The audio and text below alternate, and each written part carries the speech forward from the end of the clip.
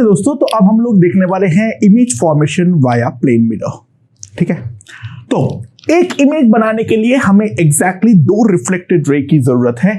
दो से ज्यादा की जरूरत नहीं है और दो से कम में काम नहीं चलेगा, क्योंकि उनका हमें पॉइंट ऑफ इंटरसेक्शन जो है वो हमें देखनी है। तो दो रिफ्लेक्टेड रे अगर चाहिए तो ऑब्वियस सी बात है दो इंसिडेंट रे की जरूरत है। तो प्लेन मिरर के केस में कोई फर्क नहीं पड़ता है, हम कोई भी जनरल दो रे ले सकते हैं, इट रियली डजंट मैटर। ठीक है, हमें पोजीशन जो है वो आइडेंटिफाई हो जाएगा। तो मैंने एक रे लिया जो कि हमारा नॉर्मल इंसिडेंट होता है। ठीक है, एक रे लिया जो कि हमारा नॉर्मल इंसिडेंट होता है, और दूसरा कोई भी एक जनरल एंगल पर इंसिडेंट होते हुए मैंने दिखाया। ये वाला एंगल को मैंने थीटा मान लिया, तो ऑब्वियस सी बात है यहां पर जो हमारा एंगल ऑफ इंसिडेंस आएगा वो एंगल ऑफ इंसिडेंस भी हमारा थीटा ही होगा। अच्छा, यहां पर जो हमारा पॉइंट ऑब्जेक्ट है वो पॉइंट ऑब्जेक्ट हमारा रियल है। ठीक है, क्योंकि वो असली में एग्जिस्ट कर रहा है। तो वहां से निकला हुआ दो रे मैंने यहां पर देख लिया। तो ऑब्वियस सी बात है जो नॉर्मल इंसिडेंट हुआ है वो तो अपना पाथ को रिट्रेस करेगा।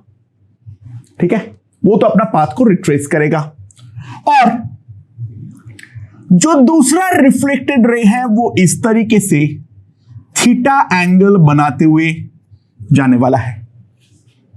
ठीक है, एंड नाउ ये दोनों रे जो है ये हमारे रिफ्लेक्टेड रे है, ये दोनों डाइवर्जिंग है, ये असली में तो कभी भी मीट नहीं करने वाला है। तो मीट अगर नहीं करेगा तो ट्राई टू अंडरस्टैंड, इसको हमें पीछे की तरफ प्रोड्यूस करना पड़ेगा और इसको भी फिर पीछे की तरफ प्रोड्यूस करो। तो यहां पर जो है this is going to be the image I, and try to understand ये इमेज जो होगा वो हमारा वर्चुअल होने वाला है। एंड अगर ये वाला एंगल हमारा थीटा है तो ये वाला एंगल भी हमारा थीटा होगा। तो ट्राई टू अंडरस्टैंड, यहां पर 90-90 है और एक साइड कॉमन है, तो ये दोनों ट्रायंगल हमारा कॉन्ग्रुएंट है। तो ये वाले को अगर मैं पॉइंट सी बोलता हूं तो OC will be equals to IC। OC will be equals to IC। That simply implies जो हमारा ऑब्जेक्ट डिस्टेंस होगी that will be equals to the image distance। Object distance और इमेज डिस्टेंस जो है ये दोनों हमारे इक्वल होने वाली है, यानी OC is going to be equals to IC। ठीक है, ये समझ में आ चुका होगा मेरे ख्याल से। एंड यहां पर अगर हम एक चीज ध्यान दें, जो if object is real, if object is a real, तो सिंपल सी बात है हमारा जो इमेज बनेगा that image is a virtual. Image यहां पर असली में एग्जिस्ट नहीं करेगा, हमें दिखेगा सही इमेज, लेकिन इसको हम लोग कोई भी स्क्रीन के ऊपर नहीं रख सकते हैं। तो पॉइंट ऑब्जेक्ट के रिफ्लेक्शन से जो इमेज बनेगा उसके बारे में दो इंपॉर्टेंट बातें अभी तक हमें समझ में आ चुकी है। जो हमारा ऑब्जेक्ट डिस्टेंस होगा वही हमारा इमेज डिस्टेंस होगा। ऑब्जेक्ट अगर मिरर के सामने है तो मिरर इमेज जो है वो हमारा मिरर के पीछे बनेगा, यानी रिफ्लेक्टेड रेज असली में इंटरसेक्ट करने वाले तो है नहीं, तो इमेज जो बनेंगे that is going to be the virtual image. ठीक है, अच्छा, अब सवाल उठता है जो क्या इमेज कभी भी वर्चुअल बन सकता है, सॉरी रियल बन सकता है? Let's see, let's take a virtual point object। ठीक है, हमारा जो पॉइंट ऑब्जेक्ट है that point object is virtual in nature. अच्छा, वर्चुअल ऑब्जेक्ट कब क्रिएट होती है वो हमने देखे हैं, जो अगर हमारा रेज जो हमने लिए हैं वो कन्वर्जिंग नेचर का हो तो इन दैट केस हमारा वर्चुअल ऑब्जेक्ट क्रिएट होती है। तो लेट्स सी, यहां पर हमारा मिरर है। ठीक है, सो दो कन्वर्जिंग रेज जो है वो हमारे आ रहे हैं। तो एक जो रे है वो तो इस तरीके से है और दूसरा जो रे है वो हमारे इस तरीके से है, जो ये वाला एंगल है दैट एंगल इज थीटा। सो हमारा ऑब्जेक्ट कहां पर होगा, यहां पर। इन दोनों रेस को मुझे पीछे की तरफ प्रोड्यूस करना है लाइक दिस, और यहां पर हमारा वो ऑब्जेक्ट बनने वाला है जिसका नेचर हम लोग साफ साफ देख सकते हैं, वो हमारा वर्चुअल है। राइट, समझ में आया? एंड नाउ यहां पर रिफ्लेक्शन के बाद ये वाला रे तो बैक ट्रैक करने वाला है लाइक दिस, क्योंकि ये तो हमारा नॉर्मल इंसिडेंस है। सो जो हमारा रिफ्लेक्टेड रे होगा, ये रिफ्लेक्टेड रे भी यहां पर थीटा एंगल ही बनाने वाला है। So this is the point of intersection, this is the image, and try to understand यहां पर रेस जो है वो असली में हमारा इंटरसेक्ट कर रहा है। तो अगर हमारा ऑब्जेक्ट जो है वो वर्चुअल हो तो हमारा इमेज जो बनेगा that image is going to be the real one.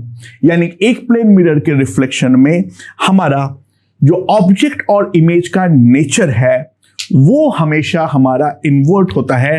यानी for the real object we get the virtual image, and for the virtual object we get the real image. अभी भी देख सकते हो यहां पर साफ साफ ये थीटा है, तो ये एंगल थीटा है, and this is theta means this is also theta. यहां पर भी हम देख सकते हैं जो हमारा ऑब्जेक्ट डिस्टेंस है that is also going to be equals to the image distance। तो सिंपल सी बात है, जो हमारा ऑब्जेक्ट और इमेज है उसके बारे में हमने यहां पर बात कर लिए हैं for point object. Now we move on to the extended object.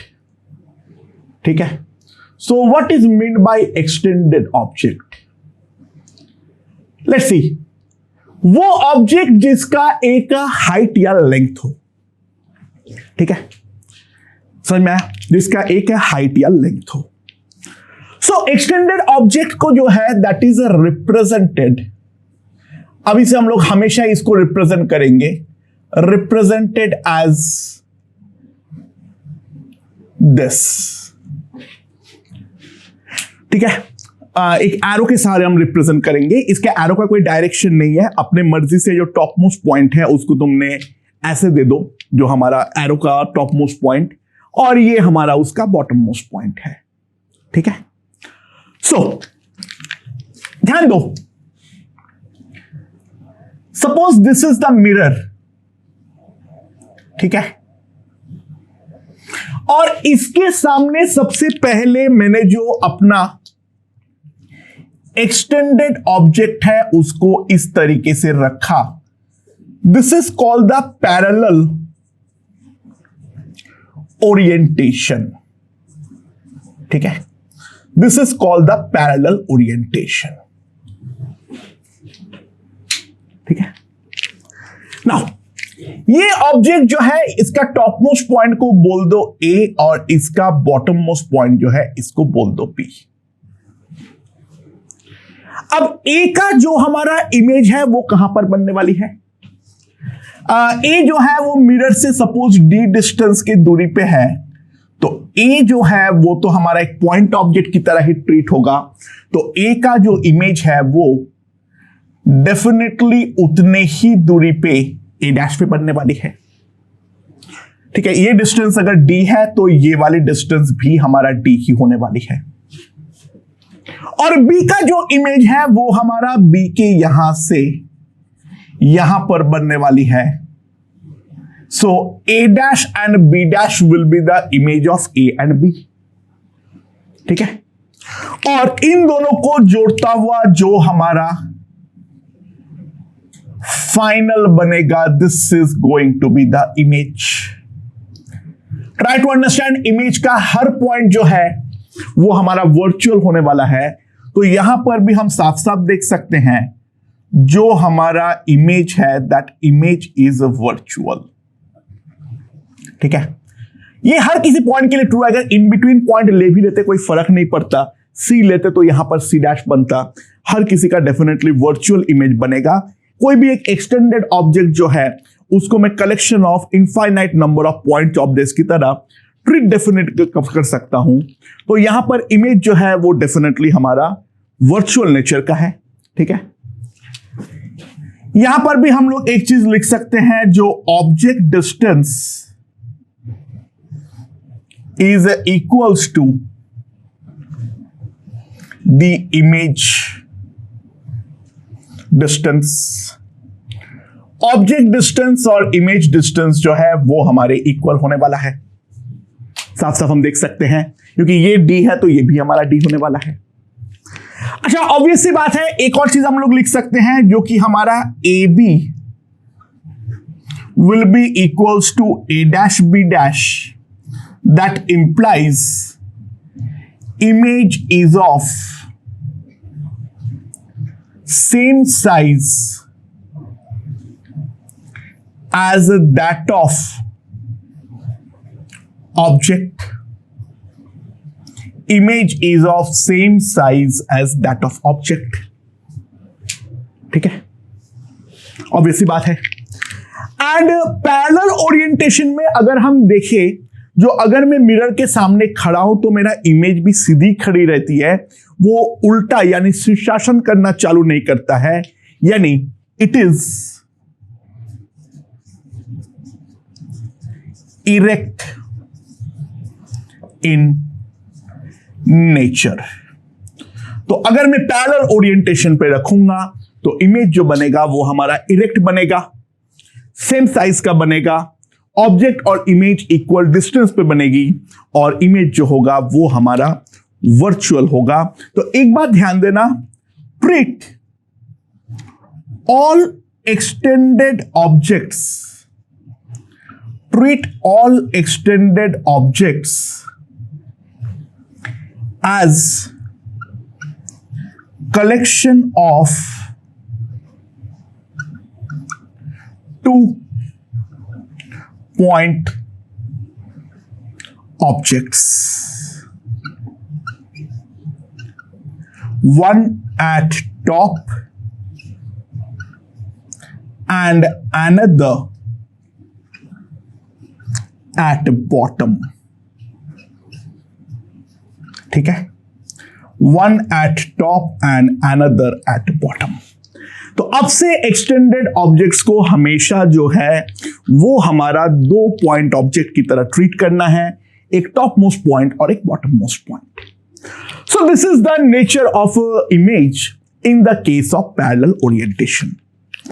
And now let us talk about the perpendicular. Let us talk about the perpendicular orientation. What is meant by perpendicular orientation? जो हमारा object है वो mirror के normal के direction के साथ coincide करे। ठीक है, समझ में आ रहा है? तो दिस इज द मिरर, और इसके सामने मैं एक नॉर्मल ओरिएंटेशन के साथ ऑब्जेक्ट को रखता हूं। ये वाला पॉइंट जो है इसको मैं ए बोल देता हूं, और ये वाला पॉइंट को मैं बी बोल देता हूं। राइट? सो यहां पर अगर हम ध्यान दें, नाउ ए का जो हमारा इमेज है वो ए का इमेज हमारा बनेगा ए डैश, उतने ही दूरी पर, और बी का जो इमेज बनेगा वो बी से उतने ही दूरी पर बी डैश बनेगा। तो ये वाला जो डिस्टेंस है वो अगर x मानता हूं तो ये भी हमारा x पर बनेगा, और ये अगर मैं y मानता हूं तो ये भी हमारा y पे बनेगा। तो ट्राई टू अंडरस्टैंड, ये जो लेंथ है x माइनस वाई, ये भी लेंथ जो होगा वो x माइनस वाई ही होगा। यहां पर इमेज जो बनेगा वो इस प्रकार का बनेगा। अगेन मैं n का एकदम जो दो पॉइंट ऑफ व्यू है, वो n का दो पॉइंट ऑफ व्यू से अगर मैं देखूं तो सिंपल सी बात है, यहां पर मैं क्या क्या लिख सकता हूं। इमेज इज वर्चुअल, पहली बात तो ये है, मैं डेफिनेटली लिख सकता हूं image is a virtual.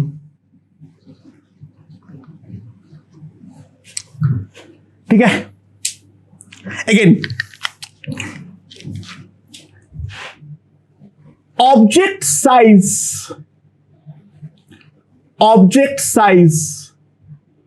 is equals to the image size.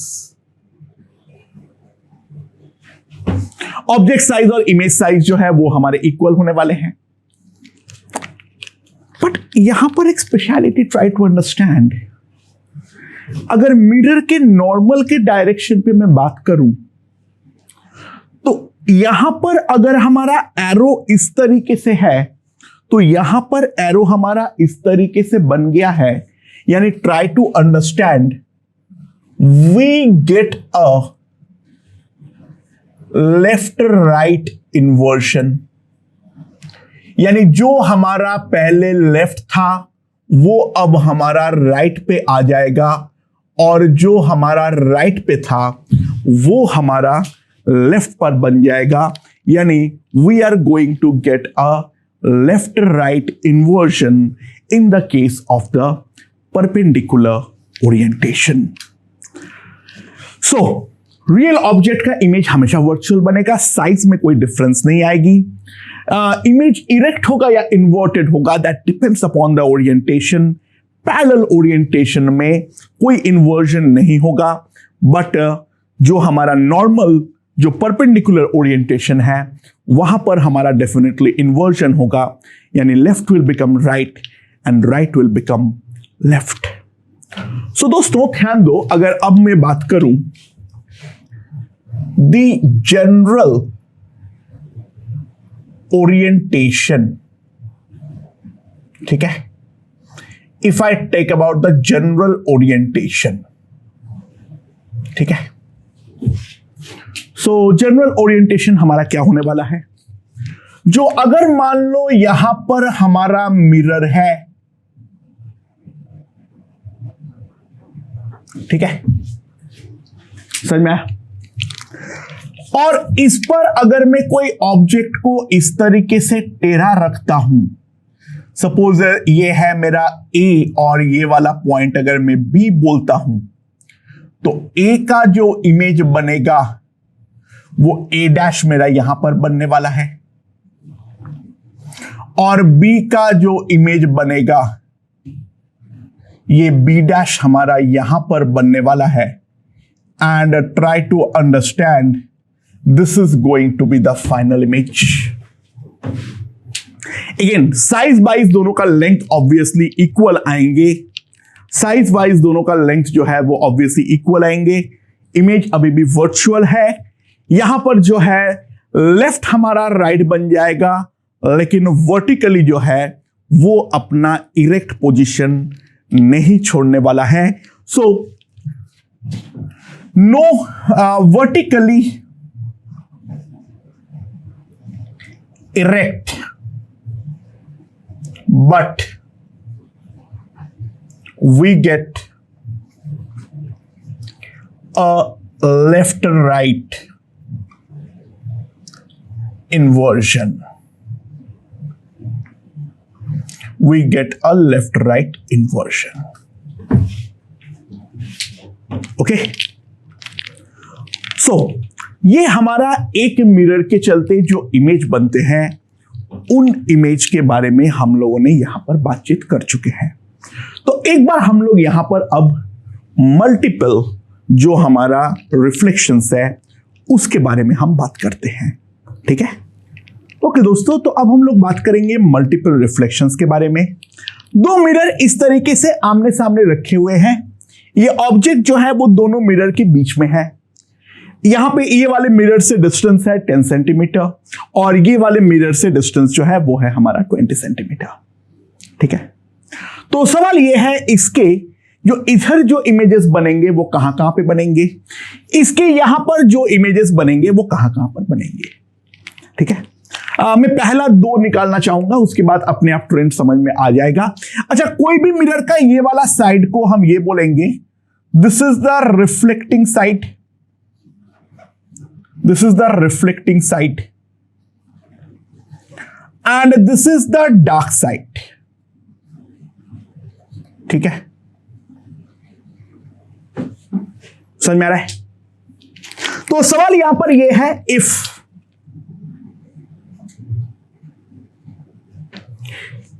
Anything is in the dark side, ठीक है, कोई भी चीज अगर हमारा डार्क साइड पर हो of a mirror, it can not act as object, वो हमारा ऑब्जेक्ट की तरह बिहेव किसी भी हालत पर नहीं कर सकता है। तो बिफोर स्टार्ट सबसे पहले दो ऑब्वियस इमेज जो है वो बना देता हूं।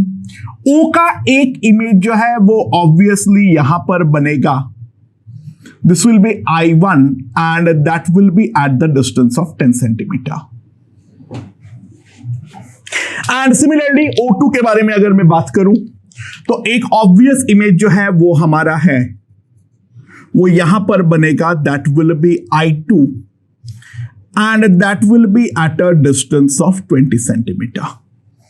ये तो हमारा ऑब्वियस है ना। If we look here, I1 बनाने के लिए जो रिस्पॉन्सिबल रे है, वो रे हमारा, मिरर का नाम दे देता हूं, this is the mirror 1 M1। So I1 का जो हमारा रिफ्लेक्टेड रे है, वो रिफ्लेक्टेड रे M2 पर डेफिनेटली गिर रहा है। अच्छा, एक रे जो टक टक टक टक टक टक टक टक चलता रहेगा, वो हम लोगों ने मान लिए हैं जो स्ट्रेट वाला रे है, तो सारे इमेजेस इसी लाइन पर बनेगा, ये बात तो हमारा ऑब्वियस है, ठीक है। तो हम लोग उसके अलावा कोई और एक रे लिए जो निरंतर रिफ्लेक्ट करते हुए जो है वो हमारा चलता जाएगा। एंड ऑब्वियस बात है, यहां पर मैं थोड़ा बड़ा करके दिखाया हूं for the sake of simplicity, ठीक है। एंड लेकिन एक बात ध्यान दो, यहां पर बेसिकली ऐसे कोई पाबंदी नहीं है, हमारे पास actually infinite number of images जो है वो बनेंगे। लेट्स सी कैसे। So we can clearly see जो हमारा I1 है, I1 is in dark side of M1 but reflecting side of M2। I1 जो है वो M1 के डार्क साइड पर है लेकिन M2 के रिफ्लेक्टिंग साइड पर है। तो सिंपल सी बात ये मैं बोल सकता हूं, I1 जो है वो ये वाले मिरर के रेस्पेक्ट में ऑब्जेक्ट की तरह काम नहीं करेगा। I1 will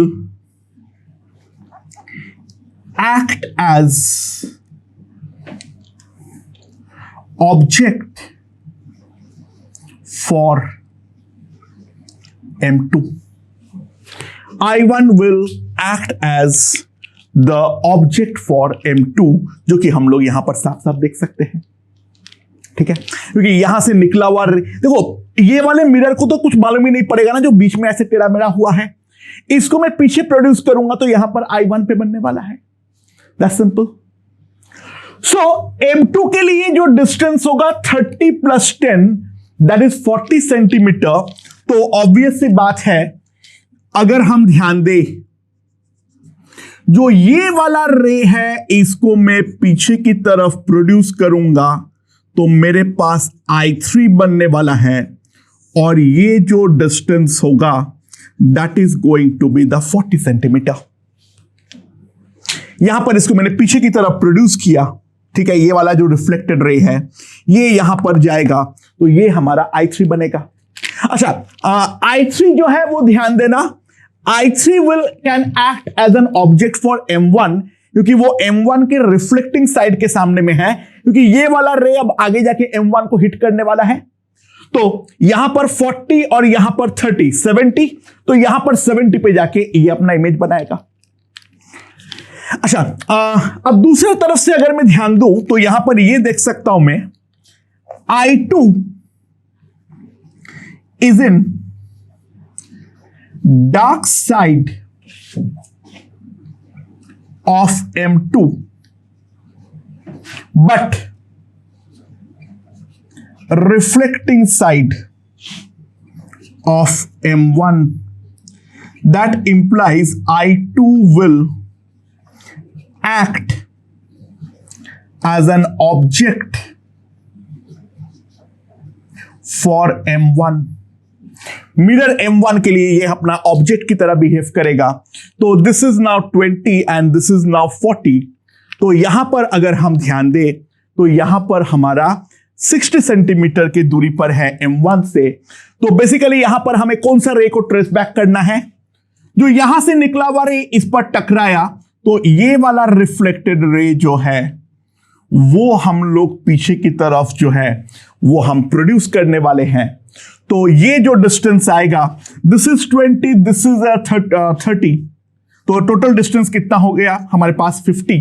तो यहां से जो है 50 सेंटीमीटर के दूरी पे हमारा नेक्स्ट इमेज बनने वाला है, दैट इज द I4.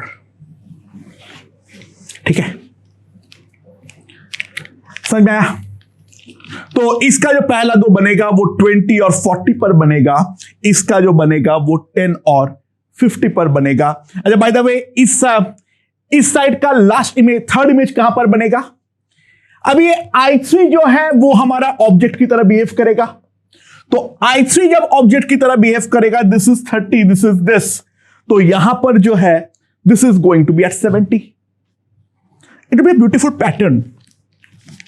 तो अगर हम ध्यान दें लेफ्ट साइड में कहां कहां पर बनेगा, चलो चालू करते हैं. एक तो हमारा 20 पर बन गया, अगला बना 40 सेंटीमीटर पे. नाउ ये I4 जो है वो अगला इमेज बनाएगा, तो ये हमारा हो गया 30 और ये हो गया हमारा 50. तो ये जो डिस्टेंस हो गया that is going to be 80. तो यहां पर 80 पे बनेगा.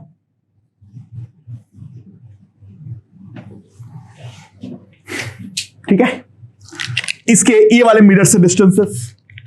और अगर मैं राइट साइड के बारे में बात करूं तो ध्यान दो, राइट साइड में